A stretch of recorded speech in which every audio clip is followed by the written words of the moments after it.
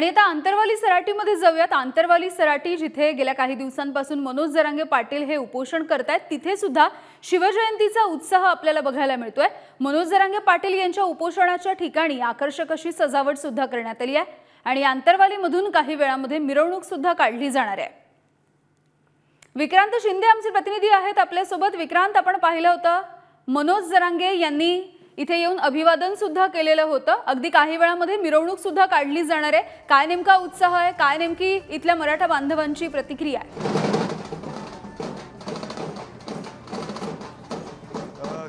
खरं तर मनोज जरांगे पाटील यांचं जिथे उपोषण सुरू आहे त्या आंतरवाली सराटीमध्ये या उपोषण स्थळावर आज मोठ्या उत्साहामध्ये खरं तर शिवजयंती जी आहे त्या शिवजयंतीचं आयोजन करण्यात आलेलं आहे। आपण पाहिलं तर मनोज जरांगे पाटील जिथे बसतात त्यांच्यावर मनोज जरांगे पाटील यांच्यावर छत्रपती शिवरायांचा पुतळा हा कायमस्वरूपीचा आपण पाहिलेला आहे। अगदी त्यांच्या उपोषणाच्या पहिल्या दिवसापासून हा त्यांचा पुतळा आपण पाहत आलेलो आहोत। सोबतच पाहायचं झालं तर हा जो संपूर्ण परिसर आहे जिथे हे उपोषण सुरू आहे त्या ठिकाणी मोठ्या प्रमाणात सजावट करण्यात आलेली आहे। म्हणजे फुलांपासून फुगे, झेंडे हे सर्व काही भगवा आहे आणि संपूर्ण वातावरण जे आहे ते भगवमय झालेलं आहे असं आपण म्हणू शकतो। आता आपण पाहायचं झालं तर या उपोषण स्थळावर खरं तर पारंपरिक वाद्य जी आहेत ती वाद्य वाजवली जात आहेत आणि शिवजयंती जी आहे ती मोठ्या उत्साहात साजरी केली जाते।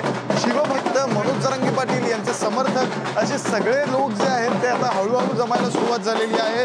काही वेळामध्ये मिरवणुकीला सुरुवात होईल आणि मिरवणूक जी आहे ती संपूर्ण आंतरवाली सराटी या गावामध्ये मिरवणूक निघणार आहे। अशा प्रकारे मोठ्या उत्साहात मनोज जरांगे पाटील यांच्या उपस्थितीमध्ये शिवजयंती जी आहे ती आंतरवाली सराटी गावामध्ये साजरी केली जाणार आहे।